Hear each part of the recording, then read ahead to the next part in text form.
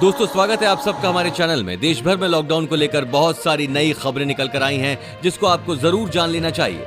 अब तक देश में 78,823 केस, 49,219 का इलाज चल रहा है और 26,234 ठीक हो चुके हैं और ये आंकड़े अभी भी बढ़ रहे होंगे। दोस्तों आज की वीडियो में दिखाई जाने वाली सारी खबरें बेहद ही जरूरी हैं। अगर आपने सारी खबरें विस्तार से देख ली तो आपका फायदा जरूर होगा, तो इस वीडियो को अंत तक जरूर देखें। इसी के साथ दोस्तों आज की पहली खबर में आप देखेंगे रमजान से पहले ही मुसलमानों के लिए गृह मंत्रालय का ये बड़ा ऐलान, जरूर देखिए। साथ ही लॉकडाउन 4 का होगा ये नया रूप, घर से बाहर निकलने लगेंगे लोग, क्या क्या चीजें बदलेंगी देखने के लिए बने रहिए। और आगे देखेंगे लोगों को निकालने के लिए चलाई जा रही हैं 8 जोड़ी राजधानी स्पेशल ट्रेन, कब से शुरू होगी बुकिंग, जानकारी के लिए देखते रहिए। आगे देखेंगे दोस्तों लॉकडाउन 4 में कौन कौन सी दुकानें खुलेंगी और कौन सी रहेंगी बंद, पूरी जानकारी आगे वीडियो में। साथ ही जाने लॉकडाउन के बीच देश भर के स्कूलों पर आई बड़ी खबर, अगले साल से होगा ये बदलाव। लेकिन उससे पहले दोस्तों इस वीडियो को बनाने में मुझे बहुत मेहनत लगती है और इस मेहनत के लिए वीडियो को एक छोटा सा लाइक जरूर करिएगा। फटाफट से ले चलते हैं आपको हमारी आज की सबसे पहली बड़ी खबर की तरफ।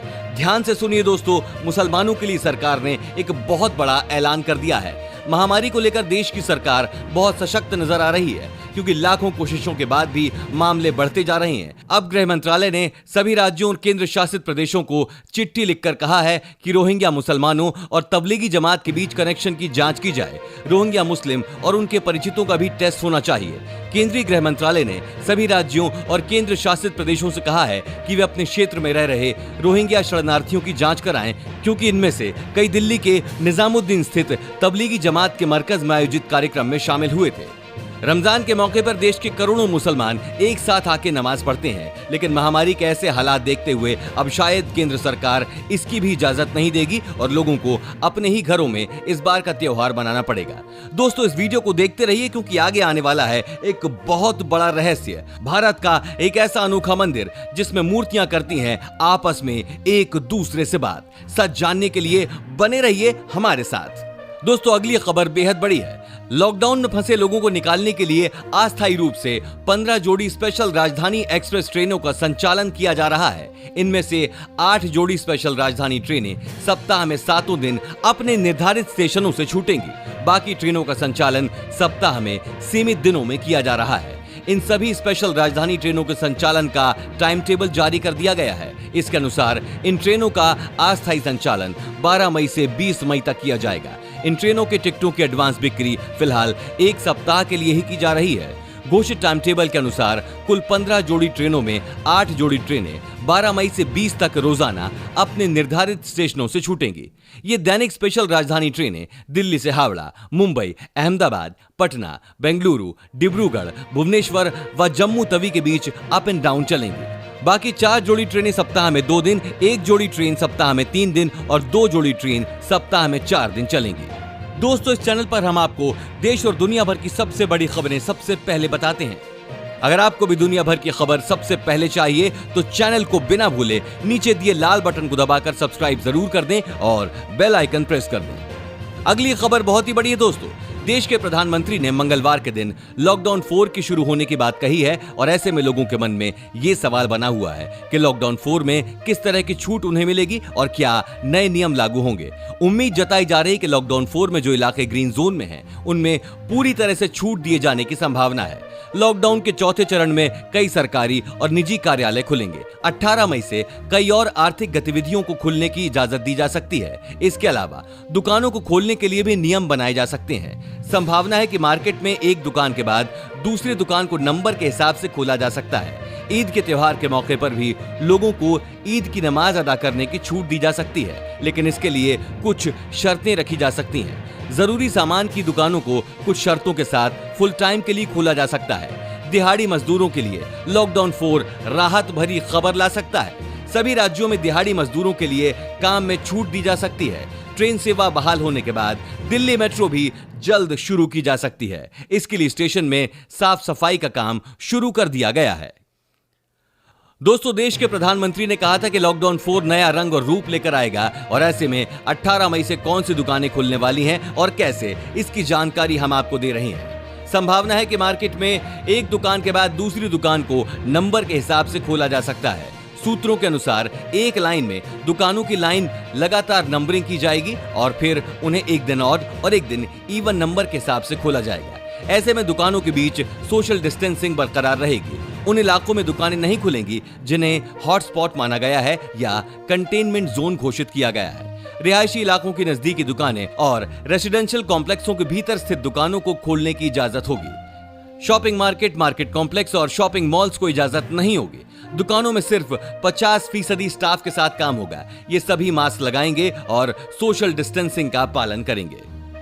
भारत में 17 मई तक लागू लॉकडाउन के बीच एनसीईआरटी ने अहम कदम उठाया है। एनसीईआरटी ने कहा है कि स्कूलों को साल 2021 से नया करिकुलम लागू करना होगा। स्कूल की किताबों में बदलाव की प्रक्रिया भी उसी के हिसाब से शुरू की जाएगी।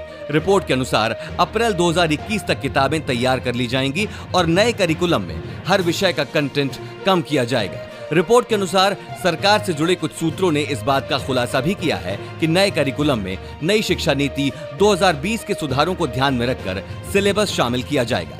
माना जा रहा है कि केंद्रीय कैबिनेट के सामने इस महीने के अंत तक नई शिक्षा नीति का प्रस्ताव पेश कर दिया जाएगा। अगर आसान शब्दों में कहा जाए तो अब स्कूलों में पढ़ाई और पढ़ने का ढंग बदलने वाला है।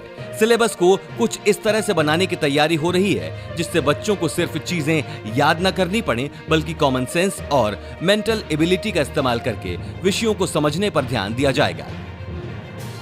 दोस्तों, आज की वीडियो का यह हिस्सा आपके होश उड़ा सकता है। भारत कई रहस्यमयी चीजों से भरा हुआ है। यहाँ पर कई ऐसे चमत्कारिक मंदिर हैं जो अपने अंदर कई रहस्य छुपाए हुए हैं। आज हम आपको 400 साल पुराने मंदिर के बारे में बताते हैं जिसकी मूर्तियां आपस में बातें करती हैं। जी हाँ दोस्तों, सुनने में ये भले ही अटपटा लगे लेकिन ये 100% सच है। बिहार के बक्सर जिले में स्थित राज राजेश्वरी त्रिपुर सुंदरी मंदिर में रोज रात को मूर्तियों के बोलने की आवाजें आती हैं। इन आवाजों को सुनकर लगता है कि जैसे मंदिर में विराजमान मूर्तियां आपस में बातें करती हैं। आधी रात को यहाँ से गुजरने वाले हर इंसान को ये आवाजें सुनाई पड़ती हैं। हालांकि पहले लोग इसे सच नहीं मानते थे, लेकिन अब वैज्ञानिकों ने इस पर रिसर्च किया, तब उन्हें इस घटना पर भरोसा करना पड़ा। वैज्ञानिकों की एक टीम ने रिसर्च करने के बाद कहा कि ये आवाज किसी व्यक्ति की नहीं आती। उनका मानना है कि यहाँ कुछ अजीब घटना होती है जिसके कारण ये आवाज सुनाई पड़ती है।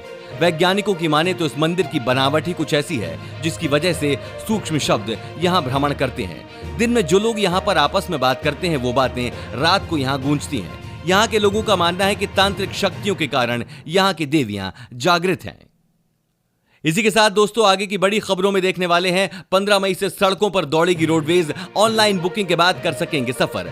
कैसे होगी बुकिंग की प्रक्रिया, जानने के लिए वीडियो को देखते रहिए। साथ ही साथ अगली बड़ी खबर में अगर आपके खाते में भी सिलेंडर की सब्सिडी आती है तो इस खबर को जरूर देखें। अगली खबर में सरकार की एक स्कीम जिसमें मिलेंगी 20,000 मंथली पेंशन और 45 लाख रुपए।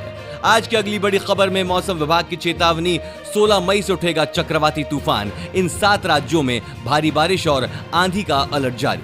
विस्तार से देखने के लिए बने रहिए हमारे साथ। दोस्तों, हरियाणा सरकार ने लॉकडाउन के कारण फंसे लोगों की सुविधा के लिए 15 मई 2020 से कुछ चुने हुए मार्गों पर विशेष बस सेवा शुरू करने का निर्णय लिया है। अभी ये विशेष बस सेवा हरियाणा से बाहर और महामारी से अत्यधिक प्रभावित क्षेत्रों में शुरू नहीं होगी।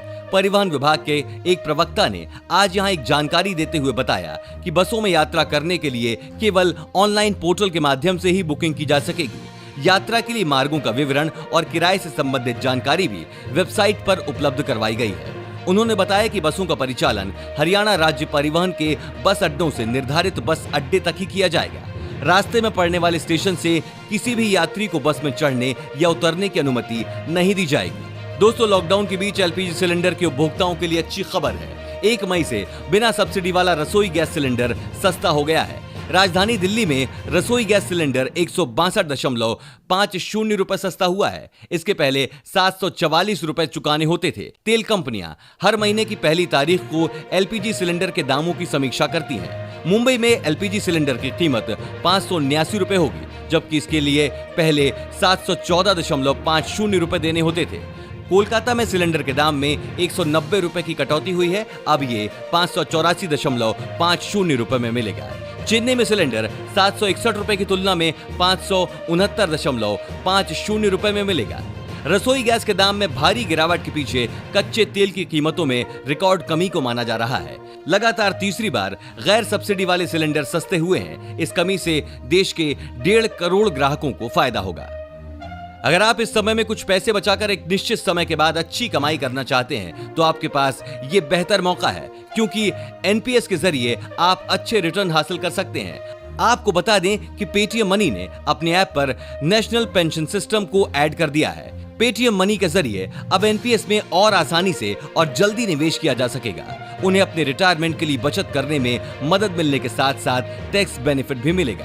अगर आपकी उम्र 30 साल है, वहीं इसमें 5,000 रुपए मंथली जमा करते हैं। 30 साल की उम्र से अगर योजना से जुड़ते हैं तो इसमें 60 साल की उम्र तक यानी 30 साल तक निवेश करना होगा। एनपीएस में मंथली निवेश यानी 5,000 रुपए होते हैं। 30 साल में कुल योगदान 18 लाख रुपए का होता है। निवेश पर अनुमानित रिटर्न 8% होता है, तो मैच्योरिटी पर कुल रकम 75,01,476 रुपए होती है।